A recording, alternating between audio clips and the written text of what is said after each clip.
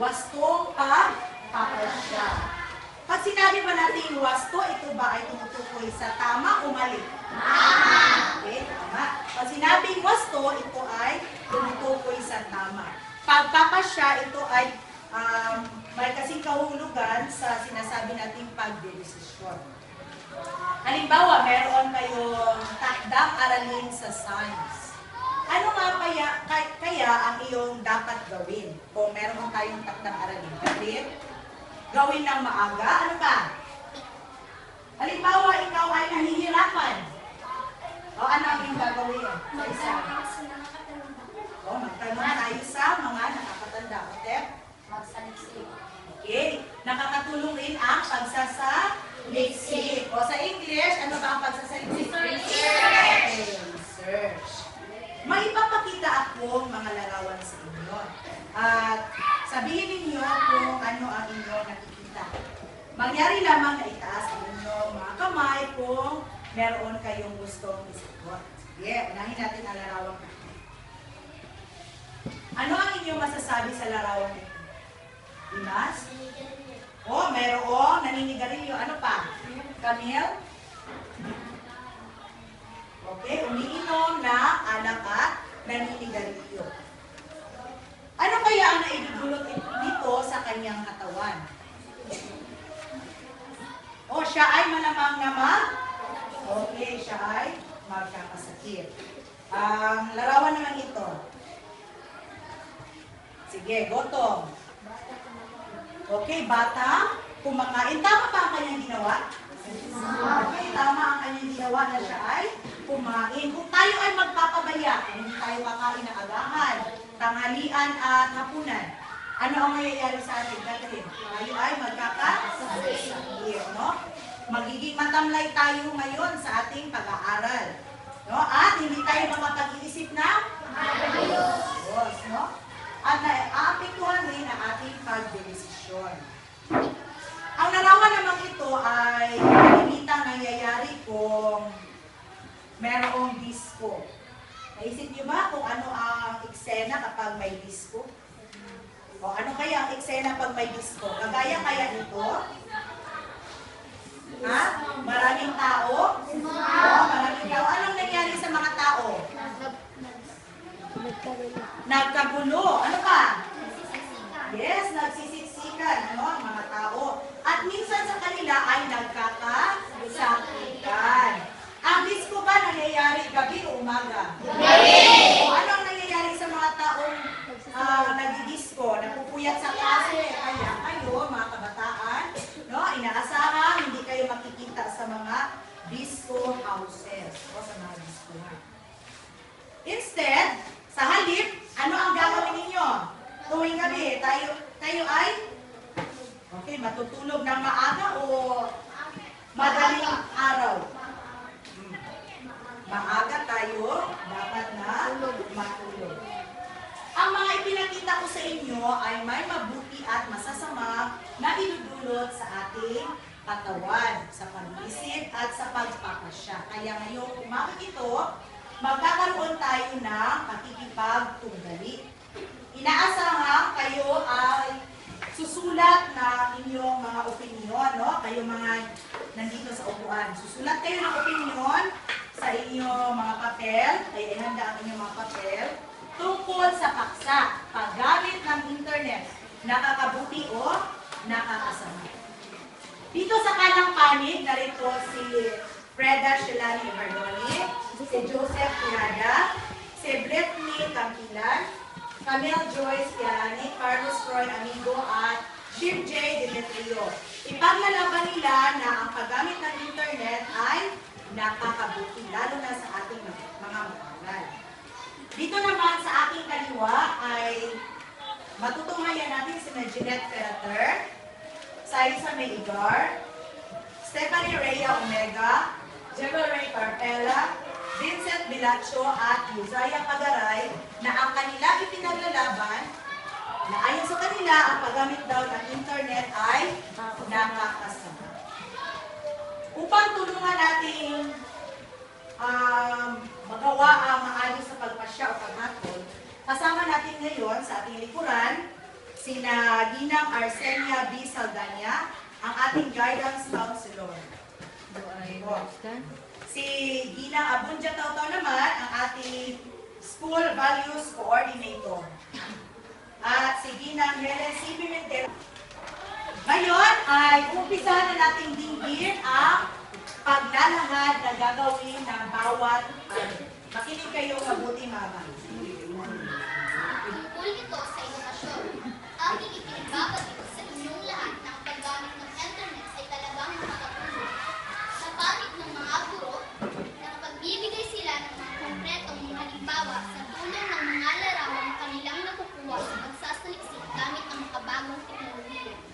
Nakapagpapakita rin sila ng mga palabas na may kinalaman sa kanilang leksyong ilalahad sa kanilang klase.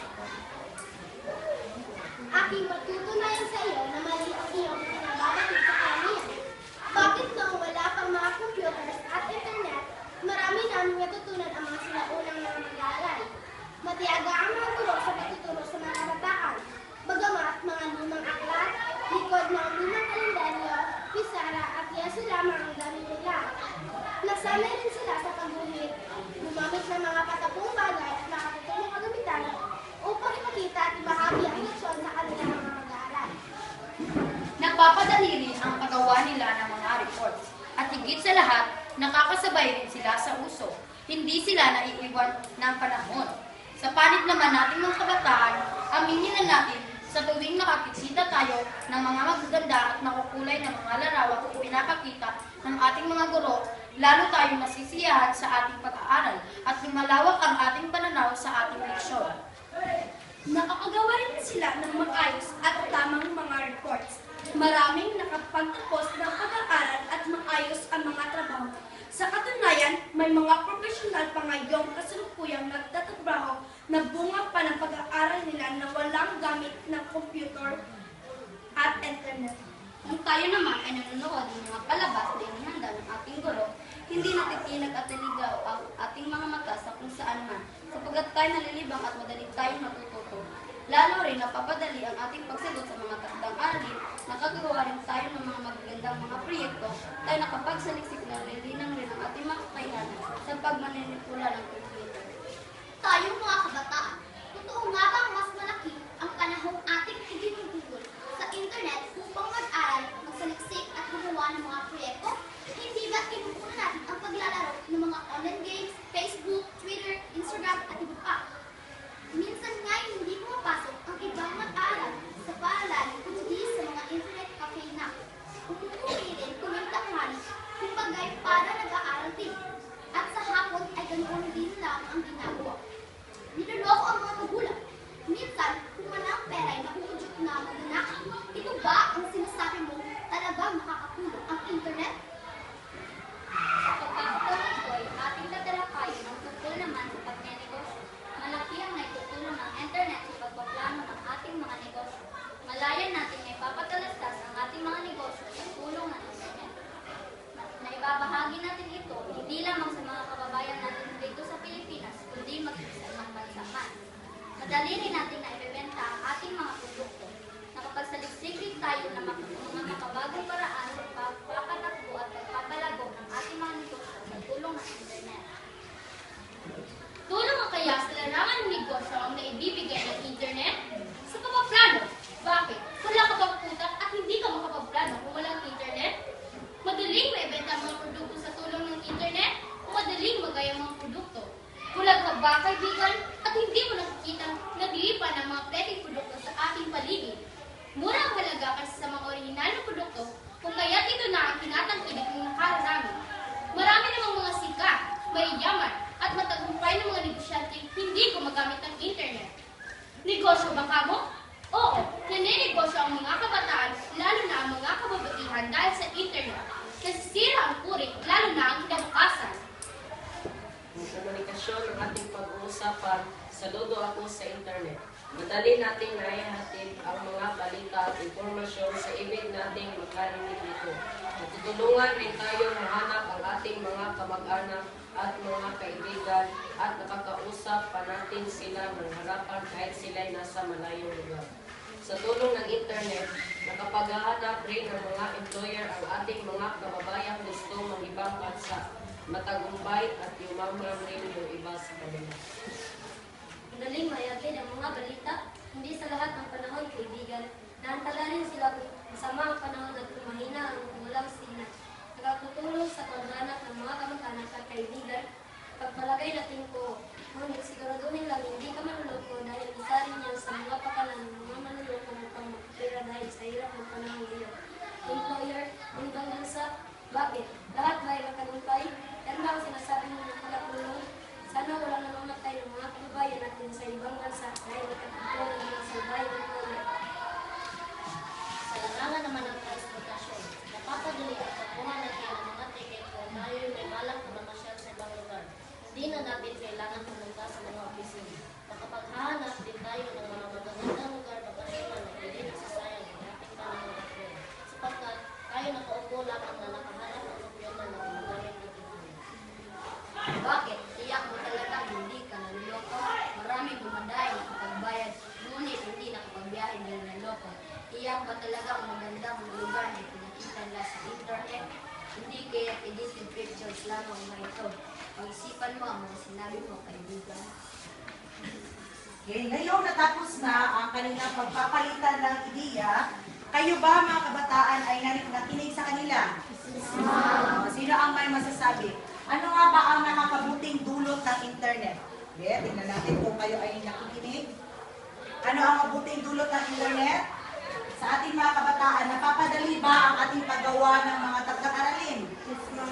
Oh, may naipapakita ba ang mga magagandang larawan si teacher? Okay.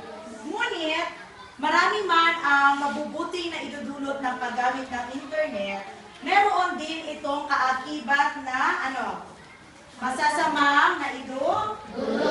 Ano yung una, Ben? Masasamang na idudulot. Una. Sino nga ba yung una? Ano yun? Narinig ko kanina. Tayo daw ay, mga kabataan, nag-aaral pa ba o hindi na? Oo.